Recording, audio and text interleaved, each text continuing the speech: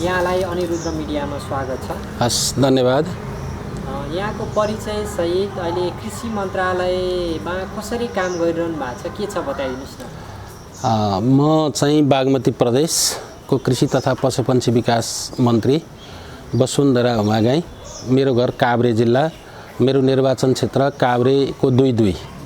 म पनौती नगरपालिका वडा नम्बर 12 मा बस्छु। अहिले कृषि मन्त्रालयबाट तपाईहरूले कृषि सम्बन्धी के काम गरिरहनु भएको छ, के छ बताइदिनुहोस् न। हामीले कृषि मन्त्रालयबाट मैले मन्त्रीको जिम्मेवारी सम्हालेपछि विगतमा भएका कामको बारेमा मैले स्टडी गर्ने काम गरेँ। त्यसपछि विगतका कामबाट त्यहाँ भएका सकारात्मक कुराहरूलाई सँगै बोक्ने र त्यहाँभित्र रहेका केही कुराहरू सुधार गर्नुपर्ने पक्षहरू के छन् भन्ने बारेमा हामीले अध्ययन गर्ने काम हामीले गऱ्यौँ। सँगै हामीले बागमती प्रदेशको कृषि तथा पशुपन्छी मन्त्रालयलाई कसरी अगाडि बढाउन सकिन्छ भनेर हामीले 51 बुँदे मार्गचित्र बनाउने काम गऱ्यौँ र त्यसको सार्वजनिक पनि गऱ्यौँ। त्यसपछि त्यो मार्गचित्रमा हामीले केही छुटेका बुँदाहरू थपेर अहिले हामीले 55 वटा बुँदाहरू बनाएका छौँ। त्यो एउटा हामीले चाहिँ विशेष गरी गाइडलाइनको रूपमा अगाडि बढायौँ। दोस्रो, यो गठबन्धनको संयुक्त सरकार हो। गठबन्धनका साझा अवधारणाहरू अनुसार चाहिँ हामीले न्यूनतम साझा कार्यक्रमहरू बनायौँ र त्यो न्यूनतम साझा कार्यक्रममा पनि कृषि क्षेत्रलाई कसरी अगाडि बढाउन सकिन्छ भनेर हामीले त्यसलाई चाहिँ अध्ययन अनुसन्धान गर्ने काम गऱ्यौँ। त्यसपछि हामीले मन्त्रालयका गत वर्षमा विनियोजन भएका बजेटहरू कार्यान्वयन कसरी गर्न सकिन्छ भन्ने बारेमा थप छिटो छरितो गर्न सकिन्छ भनेर पनि हामीले मन्त्रालयले अरू कामहरू अगाडि बढायौँ। यसरी हामीले मन्त्रालयका आफ्ना गतिविधिहरूलाई अगाडि बढाउने काम गऱ्यौँ र अहिले हामी चाहिँ विशेष गरी कृषि क्षेत्रलाई कसरी आधुनिकीकरण गराउन सकिन्छ, कसरी यान्त्रिकीकरण गराउन सकिन्छ र बढीभन्दा बढी उत्पादन कसरी गर्न सकिन्छ र सबै किसानहरूकोमा हामी कसरी पुग्न सक्छौँ भन्ने सन्दर्भमा हामीले योजना बनाएर अगाडि बढ्यौँ। र अब हामी केही दिनपछि संसदमा बागमती प्रदेश सरकारको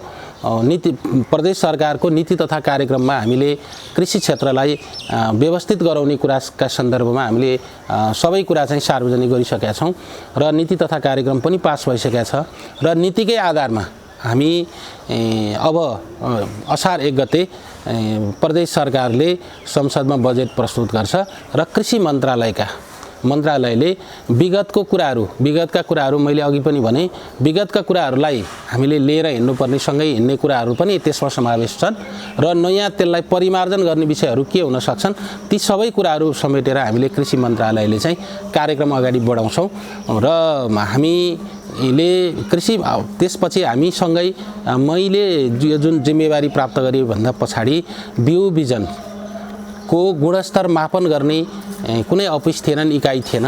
त्यसको गठन गर्ने त्यो जुन बनाउने काम हामीले गऱ्यौँ र अहिले त्यो कार्यालय पनि सञ्चालनमा छ। यसपछि हामीले रासायनिक मल किसानहरूले जति बेला चाहिँ यो बाली लगाउने बेला आउँछ, जति बेला मलको हामीलाई आवश्यकता पर्छ, त्यति बेला किसान चाहिँ अत्यन्त अप्ठ्यारोमा पर्ने र म आजकै मितिमा भन्नुपर्दा किसान रासायनिक मल प्राप्त नगरेर यति धेरै दुखी हुनुहुन्छ, यति धेरै पीडित हुनुहुन्छ र तर पनि राज्यको तर्फबाट हामीले पर्याप्त किसानहरूलाई मल पुर्याउन सकिरहेका छैनौँ र यो चिज रासायनिक मलको वैकल्पिक उपाय के हुन सक्छ त्यसको निम्ति पनि हामीले एक खालको चाहिँ अध्ययन गरेका छौँ र त्यो अबको दिनहरू हामीले चाहिँ रासायनिक मलको पनि विकल्प खोज्नुपर्छ र रासायनिक मलको 100% विकल्प अहिले हामीले तत्काल खोज्न सक्दैनौँ। प्राङ्गारिक मल, जैविक मल, गडेउला मलको पनि प्रयोगसँगै लैजान्छौँ। यसलाई अर्ग्यानिक कसरी बनाउन सकिन्छ भन्ने बारेमा पनि हामीले चाहिँ मन्त्रालयले आफ्नो कार्यक्रममा समावेश गरेको छ र सँगै हामीले चाहिँ रासायनिक मललाई एउटा कम्तीमा चाहिँ 2 लाख मेट्रिक टन क्षमताको बनाउन सकिन्छ भनेर हामीले अध्ययनको कुरा पाटोलाई अगाडि बढाएका छौँ र हाम्रो कार्यक्रममा पनि हाम्रो चाहिँ सरकारको न्यूनतम साझा कार्यक्रमभित्र पनि आएको थियो र अहिले हामीले नीति तथा कार्यक्रममा पनि त्यो कुरा समावेश गरेका छौँ र त्यसलाई अब व्यवस्थित गरी कसरी अगाडि बढाउन सकिन्छ 6 महिनाभित्र अध्ययन सक्छौँ। 2 लाख मेट्रिक टन क्षमताको हामी रासायनिक मल कारखाना चाहिँ हामी बनाउँछौँ र त्यो बनाउनको निम्ति 6 महिनाभित्र त्यसको सम्पूर्ण चाहिँ प्रक्रिया सुरु गर्छौँ र हामी काठमाडौँ विश्वविद्यालयसँग केही दिनभित्रै हामी सम्झौता गरेर अगाडि बढ्छौँ र बजेटको व्यवस्थापन पनि हामीले गरिसकेका छौँ र त्यसलाई त्यो ढङ्गले लैजान्छौँ। अर्को कुरा चाहिँ किसानहरूले अलि महँगो मूल्य तिरेर देशको जुन क्षति हुने किसानहरूको लाई पनि अलिकति महँगो तिर्नुपर्ने र करिब 7 अर्बभन्दा बढीको चाहिँ हामी कृषि औजारहरू वर्षमा खरिद गर्छौँ र त्यसलाई कम्तीमा देशभित्रै एउटा चाहिँ हामीले चाहिँ यो कृषि औजार कारखाना बनाउन सक्छौँ भन्यौँ र सरकारले यो वर्ष हामीले कार्यक्रममा राखेका छौँ। न्यूनतम साझा कार्यक्रम मान्थ्यो, त्यसपछि हामीले नीति कार्यक्रममा पनि त्यो कुरा समावेश छ र अहिले हामी अब केही दिनभित्रै यो बजेटभन्दा पछाडि लगत्तै हामी चाहिँ यो कृषि औजार कारखाना करिब 40 करोड जति लागतमा कृषि औजार कारखाना बनाउँछौँ। अर्को दुधमा हामीले आत्मनिर्भर बन्ने कुरा छ। दुधमा आत्मनिर्भर कसरी बनाउन सकिन्छ भनेपछि हेटौँडाको पाउडर प्लान्टलाई अब छिटोभन्दा छिटो चलाउने अभियानमा हामी लाग्छौँ।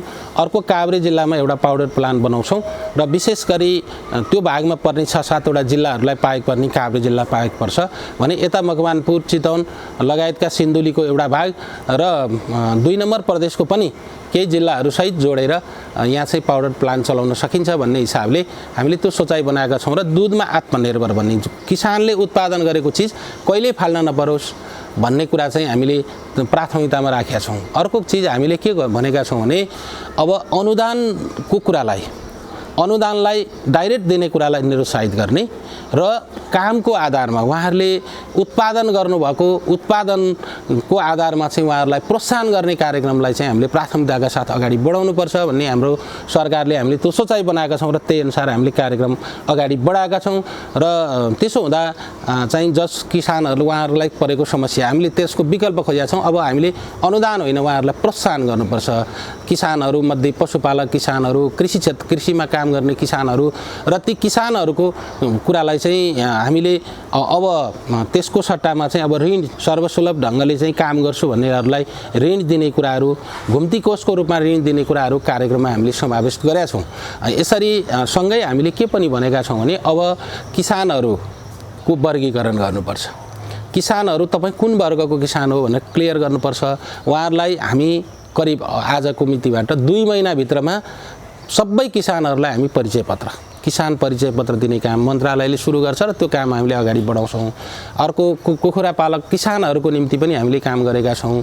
अर्को मन्त्रालयले अप्ठ्यारा परेका कुराहरू जहाँ चाहिँ कार्यविधि कानुन संशोधन गर्ने कुरा अगाडि बढाएका छौँ। हामी कृषि ऐन बनाउँदैछौँ, पोल्ट्री विकास बोर्ड ऐन बनाउँदैछौँ। अनि अर्को चाहिँ आजसम्म किसानहरूले एकदमै ठुलो खालको क्षति बेहोर्नु पर्यो, चाहे जुन अन्न बालीको सन्दर्भमा होस्, चाहे तपाईँको अरू पशुपालनको सन्दर्भमा होस्, कहिलेकाहीँ चाहिँ अब फेरि पुँजी नभएर उहाँहरू चाहिँ त्यो पेसैबाट पलायन हुनुपर्ने परिस्थितिलाई न्यूनीकरण गर्नको निम्ति सरकारले अब क्षतिपूर्ति भन्ने को पनि व्यवस्था गर्ने भन्ने हाम्रो सोचाइ छ। ऋण दिने, मल दिने, बिजन दिने, प्रविधि दिने, त्यसपछि गएर उहाँहरूलाई अरू के कुराहरू चाहिँ अप्ठ्यारो छ हामी त्यो कुरा गर्ने, डाइरेक्ट अनुदान दिने कुरालाई निरुत्साहित गर्ने कुरा छ। हामीले तपाईँले हेर्नुहुन्छ भने यो वर्षको बजेटपछि हाम्रा मन्त्रालयका करिब 39 वटा इकाइहरू छन्। ती सबै कार्यालयहरू हाम्रा चाहिँ निर्देशनालयहरू छन्, जिल्लामा ज्ञान केन्द्र छ, विज्ञ केन्द्र छ, अरू तालिम केन्द्रहरू छन्। तिनको काम के हो भन्ने कुरामा हामी क्लियर गर्छौँ। उहाँहरूको काम अनुदान बाँड्ने, सूचना निकाल्ने होइन, वास्तविक किसानका समस्याहरू घर घरमा गएर पुग्ने र किसानहरूले के गरिरहनु भएको छ, उहाँहरूलाई नयाँ चिज के दिनुपर्छ, हाम्रो सरकारको तर्फबाट के सपोर्ट गर्नुपर्छ, यो चिज चाहिँ गर्नको निम्ति उहाँहरूलाई चाहिँ काममा खटाउने र हामीले सानातिना कार्यक्रमहरू छन्। अहिले हामीले केही कार्यक्रमहरूलाई चाहिँ गर्नै पर्ने कार्यक्रमहरू हुन्छन्। हामीले भन्यौँ कृषिमा सुधार गर्नको निम्ति अथवा उत्पादित वस्तुहरू चाहिँ हामीले भोलि न्यूनतम समर्थन मूल्य कायम गर्छौँ र त्यो समर्थन मूल्यमा सरकारले किन्दैन, उहाँहरूले उत्पादन गरेका वस्तुहरू फ्याल्न नपरोस् भन्ने हिसाबले हामीले सोचाइ बनायौँ भने अब हाम्रो एउटा कार्यक्रम के छ भने प्रत्येक पालिका 119 वटा पालिकाहरू छन्। क्रमशः सबै पालिकाहरूमा हामी चाहिँ कृषिको थोक बजार व्यवस्थित गर्ने कुरा अब त्यो त स्केल हुन्छ, काहीँ ठुलो बनाउनु पर्ला, काहीँ सानो भए पुग्ला हैन। त्यसको आधारमा हामी क्रमशः बनाउँदै जाने।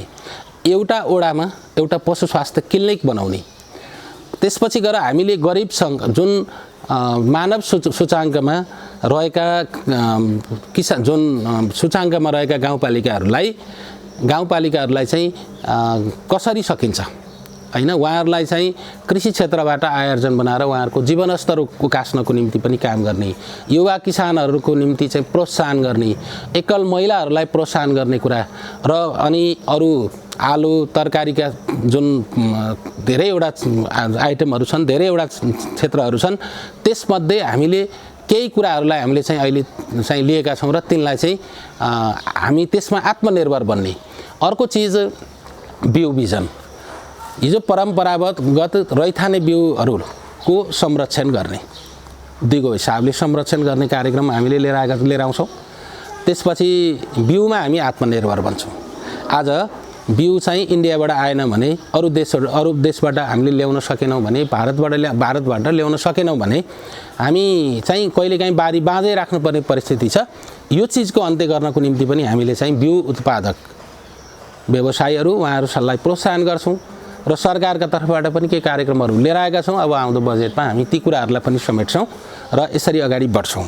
र मैले भने अब किसानलाई अप्ठ्यारो परेका कुराहरू के छन् यसको बारेमा क्रमशः जान्छौँ। सुरुमा अलिअलि हिजो एउटा खालको ट्रेन्डबाट हामीले चाहिँ अगाडि बढायौँ कृषि क्षेत्रलाई भने अब त्यसलाई अलिकति फरक वैज्ञानिक ढङ्गले, अलिकति व्यवस्थित ढङ्गले लैजान सक्यौँ भने मात्रै हामीले चाहिँ कृषि क्षेत्रको दिगो विकास गर्न सक्छौँ भन्ने हिसाब सोचाइ मन्त्रालयको छ र त्यो ढङ्गले हामीले अगाडि बढाएका छौँ।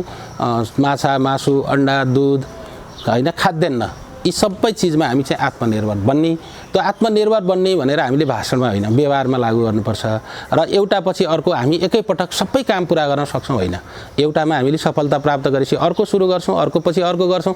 यसरी हामी चाहिँ क्रमशः मन्त्रालयलाई र विशेष गरी किसानहरूको चाहिँ समस्यालाई हामी सम्बोधन गर्ने गरी हामी अगाडि बढ्छौँ र हामी सबै क्षेत्र उत्पादनको आधारमा उहाँहरूलाई प्रोत्साहन गर्ने कार्यक्रम चाहिँ क्रमशः सबै क्षेत्रमा गर्छौँ। यो त पटक तपाईँले हेर्नुभयो भने हाम्रो मन्त्रालयको बजेट असार 1 गते आउँछ। कृषि क्षेत्रमा जे ढङ्गले लगानी गरिएको छ र त्यसका प्रस्तावहरू छन् त्यसले अलिकति चेन्ज लिएर आउन सक्छ भन्ने हामीलाई लागेको छ र हामीले त्यही ढङ्गले अगाडि बढाएका छौँ।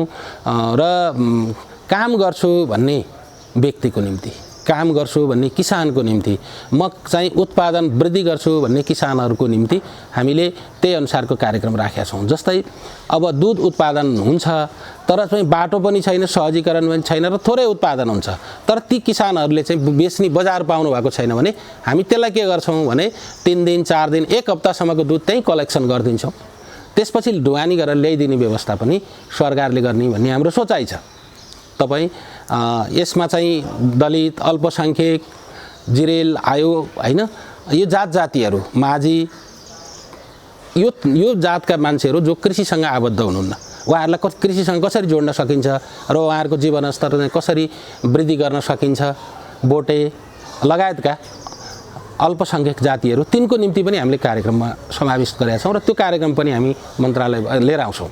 र एउटा हामीले समग्र सरकारले सबै क्षेत्रलाई हामीलाई सम्बोधन गर्यो भन्ने बुझाइका साथ हामी चाहिँ यहाँको जुन बागमती प्रदेशका किसान दाजुभाइ दिदीबहिनीहरूले सम्झन योग्य काम गर्नको निम्ति हामी प्रयत्न गर्छौँ, तर एक्लैले सम्भव छैन। यसको निम्ति सबैको साथ सहयोग चाहिन्छ, समर्थन चाहिन्छ। एउटा मात्रै पछि मात्रै मिलेर चाहिँ हामी अगाडि बढ्न सक्दैनौँ। र मेरो कुरा के हो भने आज किसानहरू मन्त्रालय खोज्दै आउनुभएको छ, आउनुपर्ने परिस्थिति छ। वास्तविक किसान आइपुग्नुहुन्छ कि हुन्न एउटा प्रश्न छ। तर वास्तविक किसानले घरमै बसेर मेरो घरमा चाहिँ सरकार आउँछ र सरकार घरमै आउँछ भन्ने बुझाइ का साथ चाहिँ त्यहाँ किसानको घरमा चाहिँ सरकार पुग्ने हाम्रो कार्यक्रम छ र त्यो अनुसार हामी अगाडि बढाउँछौँ। तपाईँले अहिले हामीले दुधमा दिने प्रोत्साहन कार्यक्रमलाई केही प्लस गरेर उहाँहरूको खाता, ब्याङ्क खाता मार्फत किसानहरूले पाउने सहुलियत, सबै किसानहरूको ब्याङ्क खाता खोलाउने कुरा, ब्याङ्क खाता मार्फत हामीले चाहिँ सहयोग गर्ने कुरा हामीलाई प्राथमिकताका साथ हामी दिन्छौँ। मैले भने दिँदा सबैले प्राप्त गर्ने, तपाईँले जे उत्पादन गर्नुहुन्छ उत्पादनको आधारमा जसले जति उत्पादन गर्छ त्यसको आधारमा पाउने। भोलि बाख्रा पाल्ने किसानहरू छन्, उहाँहरूले चाहिँ कति पाल्नुभयो त्यसको आधारमा चाहिँ एउटा मापदण्ड बनाएर उहाँहरूलाई सहयोग गर्ने। यसरी हामी जुन अर्को कुखुरा पालक किसानहरूको समस्या के छ त्यसलाई सम्बोधन गर्ने कुरा, एउटा दुईटा हामीले कानुनी रूपमा आजसम्म कृषि ऐन हामीले बनाउन सकेका छैनौँ। कृषि ऐनको लगभग हामीले ड्राफ्ट बनाइसकेका छौँ र अब हामी केही दिनभित्र संसदमा जाने गरी अन्तिम तयारीमा छौँ। कोल्टी विकास बोर्ड ऐनको कुरा छ, त्यसलाई चाहिँ हामीले अगाडि बढाउने कुरा गरेका छौँ र मैले भने कृषि ऐनमा सबै कुरा सम्बोधन गर्छौँ र कतिपय कुराहरू हामीलाई कानुनको अभावका कारणले पनि जनतालाई सेवा दिन सकेका छैनौँ। हामीले हेरेका छौँ अब के कारणले चाहिँ यो किसानसँग पुग्न सकेका छैनौँ भनेपछि हामीले त किसानसँग पुग्ने संयन्त्रहरू के हुन सक्छन्, के कुरामा सुधार गर्न सकिन्छ भनेर हामीले त्यो सोचाइ बनाएको छौँ र त्यो अनुसार चाहिँ हामी मन्त्रालय अगाडि बढ्छौँ। यहाँको महत्त्वपूर्ण समय उपलब्ध गराइदिनु भयो, त्यसको लागि धेरै धेरै धन्यवाद। यहाँलाई पनि धेरै धेरै धन्यवाद। अनिरुद्ध टेलिभिजन परिवारलाई पनि धन्यवाद। मेरो विचारहरू तपाईँको टेलिभिजन मार्फत आम नागरिकहरूमा पुर्याइदिनु भएकोमा फेरि पनि धन्यवाद छ।